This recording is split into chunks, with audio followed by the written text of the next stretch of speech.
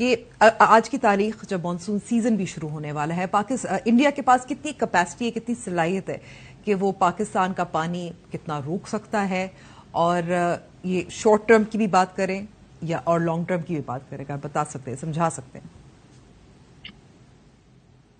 دیکھیے، انڈیا کے پاس جو کیپیسٹی تھی پاکستان کا پانی روکنے کی، وہ صرف ایسٹرن ریورز پہ تھی، اور وہ انہوں نے انڈس واٹر ٹریٹی کے تناظر میں انہوں نے وہ کیپیسٹی فلی ڈیولپ کر لی ہے. تو جو آپ کے نارمل فلوز ہیں from the eastern rivers, India ان کو مکمل طور پہ کنٹرول کرتا ہے، کر سکتا ہے. اور جہاں تک ویسٹرن ریورز کا تعلق ہے، تو ویسٹرن ریورز پہ انڈیا کی جو کیپیسٹی ہے پانی روکنے کی، بڑا ریلا چھوڑنے کی،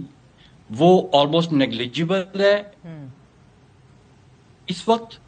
اور جو ان کے پروپوزڈ پروجیکٹس ہیں جو آن لائن اس وقت آ رہے ہیں، جو وہ انہوں نے کنسیو کیے ہوئے ہیں اور جن کا ذکر ابھی ہم نے اخباروں میں بھی سنا ہے، جس طرح وہ ٹنل بنانے جناب کی بات بیاس کی. ٹنل جو ہے، جس کا پروجیکٹ ایک پروپوزل ہے، جناب بیاس ٹنل کی بھی انہوں نے بات کی ہے، اور انہوں نے لداخ پہ کیسکیڈ بنانے کی بھی بات کی تھی. اور رپورٹڈلی یہ دونوں جو انہوں نے نئے پروجیکٹس کی بات کی تھی، وہ کوائٹلی انہوں نے وڈرا بھی کر لیے ہیں، کیونکہ اس سے کوئی پاکستان کو خاطر خواہ پانی میں کوئی کمی نہیں آتی ہے، نہ چناب میں کوئی کمی آتی ہے. اس ٹنل سے پہلی بات تو یہ کہ اس کو بنانا اتنا مشکل ہے کہ وہ انہوں نے خود ہی وڈرا کر لیے. دوسرا یہ کہ اس سے جو ٹوٹل پانی، اگر جسٹ ان کیس کہ وہ بنا بھی لیتے ہیں، تو اس سے جو ٹوٹل پانی وہ ڈائیورٹ کر سکتے ہیں، that is less than 1 million acre. 1 million acre بھی نہیں بنتا. اور صرف چناب کا جو فلو ہے وہ 24 ملین ایکر فیٹ ہے، تو وہ 4-5% سے زیادہ جو ہے وہ اس میں خلل اندازی کر نہیں سکتے. اور دوسرا اس میں ایک اور ٹیکنیکل پہلو بھی ہے جو کہ ہمیں سمجھنا چاہیے، کہ اگر فرض کریں وہ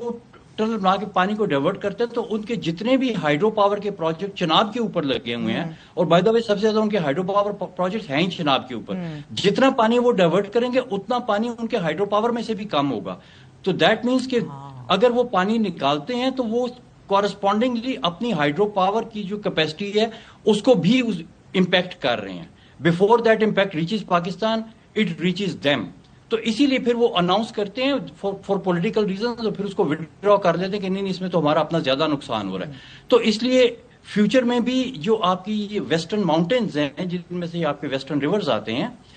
دے پروٹیکٹ یو. ایکچولی جو آپ کے ویسٹرن ریورز ہیں ان کو ٹریٹی نہیں پروٹیکٹ کرتی، ان کو جیوگرافی پروٹیکٹ کرتی ہے. اور جو آپ کے ایسٹرن ریورز تھے ان کو جیوگرافی پروٹیکٹ نہیں کرتی تھی، اور وہ سارے ہمارے ہاتھ سے نکل گئے. جو آپ نے کہا کہ جیوگرافی پروٹیکٹ کرتی تھی، and obviously there is some flaws in the Indus Waters Treaty as well، اس پہ بھی بات کریں گے، لیکن وہ جیوگرافی کیسے پروٹیکٹ کرتی تھی، اور اس وقت ہمارے پاس کیا آپشنز ہیں؟ کیا ہم اس کو انٹرنیشنل کورٹ آف آربیٹریشن کا بھی پاکستان کے حق میں فیصلہ آیا تھا مئی میں، ہم اس کو ٹریٹی وائلیشن کے طور پر اس کو چیلنج کریں، یا اس کو ایک انسانی حقوق کی خلاف ورزی کے طور پر چیلنج کریں؟ دیکھیے، دس از اے ویری گڈ کوشچن. اصل میں یہ جو ٹریٹی ہے نا، اس کو ہمیں 2 طریقوں سے دیکھنا ہوگا اس وقت انڈر دی کرنٹ سرکمسٹانس. جی، ایک تو یہ کہ ہم اس کو بالکل اس کے ایک آؤٹر شیل کو دیکھتے ہیں. It's outer shell is a piece of international treaty, اور اس انٹرنیشنل ٹریٹی کی اس وقت انڈیا بالکل اوپنلی اس کی وائلیشن کر رہا ہے. تو یہ ایک کیس بنتا ہے an international treaty not being honoured, اور اس کے لیے ہمارے پاس انٹرنیشنل کورٹ آف جسٹس بھی ہے، اس کے لیے ہمارے پاس ویانا کنونشن بھی ہے، اس کے پاس ہمارے پاس یونائٹڈ نیشنز کے ڈفرینٹ فورمز بھی ہیں، کہ بھئی جب ایک ٹریٹی UN رجسٹر میں رجسٹر ہو جاتی ہے تو اس کے بعد میں آپ اس کو وائلیٹ نہیں کر سکتے. اگر آپ کرتے ہیں تو یو آر اے روگ اسٹیٹ. اور پھر جو کورٹ آف آربیٹریشن ہے جس میں ہم لوگ گئے ہیں، اب ہر کورٹ کی ایک جورسڈکشن ہوتی ہے. کورٹ آف آربیٹریشن کی جورسڈکشن صرف اور صرف اتنی ہے کہ جو چیز ٹریٹی کے بیچ میں لکھی گئی ہے، ان سائڈ دا ٹریٹی، اس نے اس کو انٹرپریٹ کرنا ہے. اس کے باہر اگر کوئی ہیومن رائٹس وائلیشن کی بات ہو رہی ہے، کوئی انوائرمنٹ کی بات ہو رہی ہے which is not written within those pages of the treaty, تو کورٹ آف آربیٹریشن اس کو نہیں دیکھ سکتی. مثلا اگر ہم نے ہیومن رائٹس کی بات کرنی ہے تو ہم کورٹ آف آربیٹریشن سے نہیں کر سکتے. تو اس لیے کورٹ آف آربیٹریشن نے تو ٹریٹی کی کلازز کے حساب سے دیکھا، اور اس کے اوپر ہمیں ایک بڑے اچھے ڈیسیژنز دیے، جس میں کورٹ آف آربیٹریشن نے کہا کہ with in the treaty clauses جو کچھ انڈیا کر رہا ہے دیٹ از رانگ، اور اس میں ہمیں ایک بڑا اچھا یہ ڈپلومیٹک اور لیگل ہماری یہ فتح تھی کہ کورٹ آف آربیٹریشن نے بتایا کہ ٹریٹی وائلیٹ ہو رہی ہے. اب اسی کو آپ ٹریٹی سے نکال کے باہر لے آئیں، اور جو اس کا آؤٹر شیل ہے which is an international treaty, آپ اس کو آپ جو اس کے اسپیکٹس ہیں آپ اس پہ آ جائیں، اور اس میں آ کے آپ انٹرنیشنل کورٹ آف جسٹس میں مقدمات کر سکتے ہیں، ہیومن رائٹس وائلیشن کے کر سکتے ہیں، اس کے انوائرمنٹ کے جو ہے وہ آپ کر سکتے ہیں. تو یہ آپ کے پاس آپشنز موجود ہیں، اور ہیومن رائٹس کے جو مقدمات ہیں وہ تو اس کے لیے تو آپ کے پاس یونائٹڈ نیشنز کا ہیومن رائٹس کونسل بھی ہے، اور انسیڈنٹلی ہیومن رائٹس کونسل کا بھارت جو ہے وہ ممبر بھی ہے. تو وہاں پہ بھی آپ کو ہیومن رائٹس وائلیشن کے حساب سے اس کا ایک بڑا اچھا ویل تھاٹ آؤٹ جو ہے وہ کیس لانچ کر دینا چاہیے. اور فائنلی جو اس کو یہ اسٹیٹمنٹس دے رہے ہیں، وہ جو اسٹیٹمنٹس دے رہے ہیں کہ جی ایک بوند بھی پانی کی نہیں جائے گی، ہم پاکستان کو سٹاف کر دیں گے، یہ کر دیں گے، وہ کر دیں گے، تو یہ ساری چیزیں جو ہیں یہ وار کرائمز کے زمرے میں آتی ہیں، اور آئی ایل ایچ میں یہ کرائمز اگینسٹ ہیومینٹی میں آتی ہیں، اور ان کے مقدمات جو ہیں وہ ہم انٹرنیشنل کرمنل کورٹ میں لے کے جا سکتے ہیں، کیونکہ انٹرنیشنل کرمنل کورٹ سٹیٹس کو نہیں بلکہ انڈیویجولز کو دیکھتی ہے. تو اس میں جس طرح سے ان کے وہ منسٹر ہیں پٹیل صاحب، انہوں نے ریسنٹ اسٹیٹمنٹ دی، اس سے پہلے مودی صاحب نے بھی ایک دو اس طرح کی اسٹیٹمنٹس دی. جی، تو ہم 2016 میں انڈیویجولز کو انٹرنیشنل کرمنل کورٹ میں لے کے جا سکتے ہیں، اور this whole thing is called legal encirclement, کہ آپ کے پاس جو بھی لیگل آپشن ہے، کورٹ آف آربیٹریشن ہے، انٹرنیشنل کورٹ آف جسٹس ہے، انٹرنیشنل کرمنل کورٹ ہے، اور آپ کا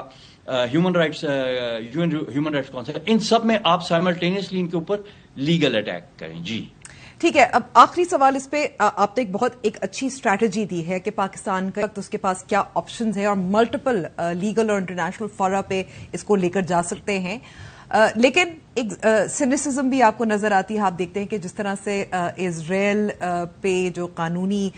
جنگ ہے وہ کہاں تک پہنچی ہے، وہ رکا نہیں ہے، وہ جینوسائیڈ جو غزہ میں کر رہا ہے وہ نہیں رکی. تو ہم کیا امید رکھ سکتے ہیں کہ پاکستان اگر انڈیا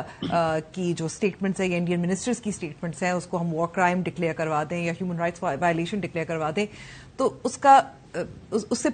انڈیا رکے گا تو نہیں؟ دیکھیے اس کے بہت زیادہ ریپرکشنز ہوتے ہیں. دیکھیں جتنے بھی آپ کے انٹرنیشنل پروجیکٹس ہوتے ہیں،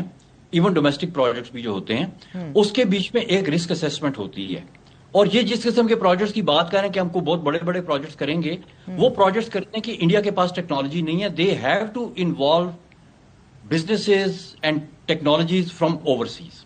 اب اگر آئی سی سی رسک آ جاتا ہے